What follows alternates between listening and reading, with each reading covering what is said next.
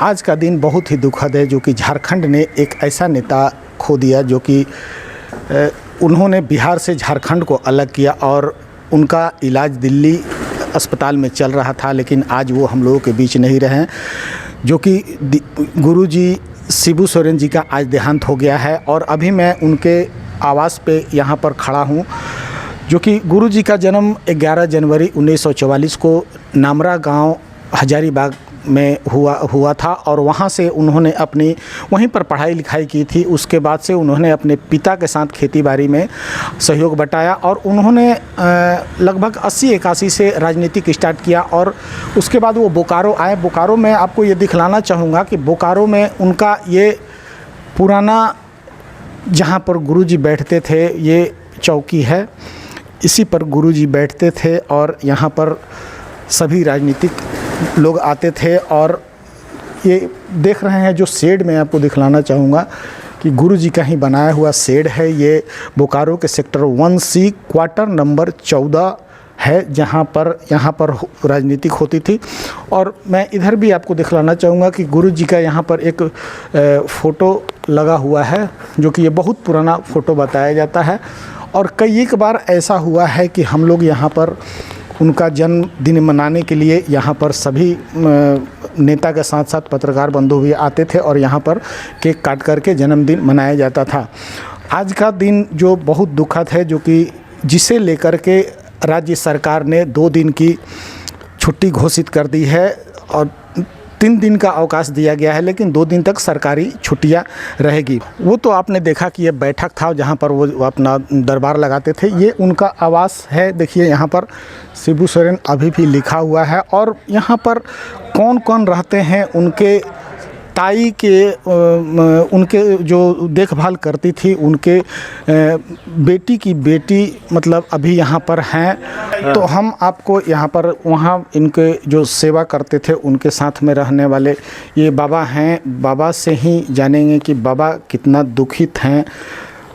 बाबा, गुरुजी नहीं रहें, क्या कहेंगे? ये अपूर्णीय क्षति है सर जी, मेरा ही नहीं, पूरे गोटे झारखंड का नहीं, पूरे देश का क्षति है। दिसम बाबा उनका नाम होता है जो कि सबको दिशा और दशा देते हैं। तो उन्होंने दिशा और दशा पूरे देश को दिया, हर पिछड़े वर्ग को दिया, है ना। और वो दिसम बाबा हैं और जब तक ये झारखंड रहेगा उनको याद किया जाएगा दिसम बाबा शिबू सोरेन जी के रूप में, है ना। क्या सूचना मिली थी, कब खबर आई कि वो नहीं रहे? करीब 9:30-10 बजे ये या 10 बजे के लगभग हमको ये अनुज उरांव बताए हमको। जब हम अपने दिनचर्या में थे, वैसे भी हमारा बीमारी शरीर है, नहीं तो कभी 1 कुंटल 55-60 किलो वजन होता था। बाबा हमको राक्षस भी कहते थे, साढ़ भी कहते थे, बहुत कुछ हमको मंत्री भी कहते थे, है ना। गुरुजी का आपने बहुत सेवा किया है। बहुत ज़्यादा। इस परिवार को मैंने खून से सींचा है सर जी। अंजलि सोरेन के लिए मैंने अपना ब्लड दिया हूँ, है ना। तब उनकी जो बेटी आई ना, उसको नाम हम लोग ढूंढली रख दिए थे, जो कि आज डॉक्टर के रूप में हमारे उड़ीसा में कार्यरत हैं। अंजलि सोरेन जो हैं, अंजलि सोरेन जी की बेटी जो छोटी वाली है, उनसे बड़े बेटे हैं साहेब मरांडी हमारे, जो कभी यहाँ 74 नंबर में भी रहते थे लोग। हम लोग साहेब मरांडी और क्या नाम है ढूंढली को हम लोग अपने गोद में खिलाए हैं सर जी। परिवार के साथ साथ राज्य को भी बहुत क्षति हुई। राज्य ही नहीं, हर आदमी को क्षति हुआ है सर जी।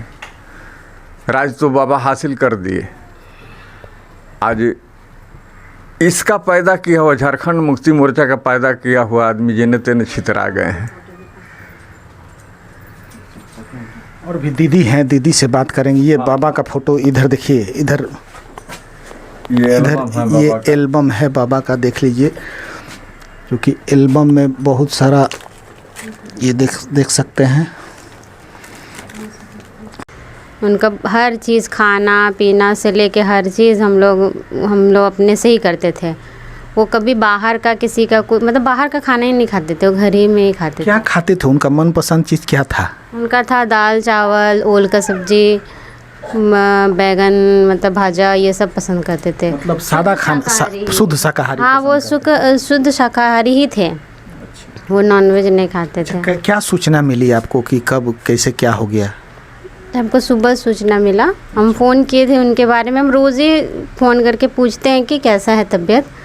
तो अचानक से फ़ोन हम इधर से किए तो कोई फ़ोन उधर से उठाया नहीं। तो हम सोचे कि बाद में फ़ोन आएगा जब भी मतलब टाइम मिलेगा। तो जब दोबारा से फ़ोन आया तो फिर ऐसे बताया कि ऐसे बाबा हम लोग के बीच नहीं रहे। देखिए, बाबा नहीं रहे, इससे दुखित है परिवार। और भी एक भाई साहब हैं और भैया हैं, बात करते हैं। कितना दुखी हैं? दुखी तो बहुत पूरा झारखंड दुखी है सर जी, पूरा झारखंड। हम लोग तो दुखी है, ये है पूरा झारखंड दुखी है। और इससे क्या कहें हम लोग। बाबा को बहुत हम लोग सेवा किए हैं और बहुत मानते थे, बेटा का तरह रखे हुए सब दिन।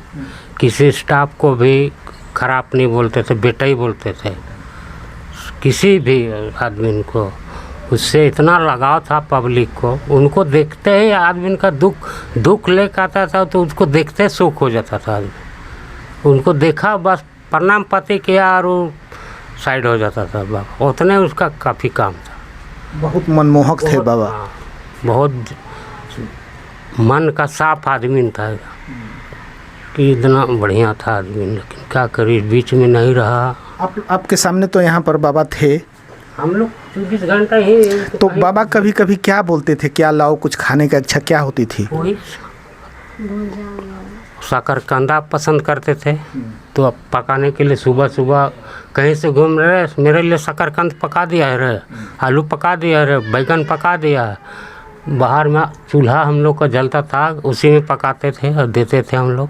बाबा दुनिया में नहीं रहे, जिसे लेकर के सभी लोग दुखित हैं। और भी हमारे एक भैया हैं जिनके आँख में आंसू दिखाई दे रहा है, बहुत दुखित हैं, लेकिन फिर भी कुछ न कुछ तो हमें बताएंगे कि बाबा के नहीं रहने से क्या खोया है। भैया से ही जानते हैं।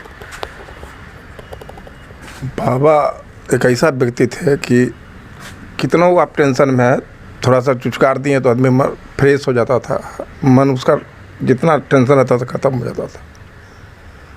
सबके साथ उनका ही था, घूमते घूमते किसी कंधा मार। मतलब बाबा डांटते भी थे और दुलारते भी थे।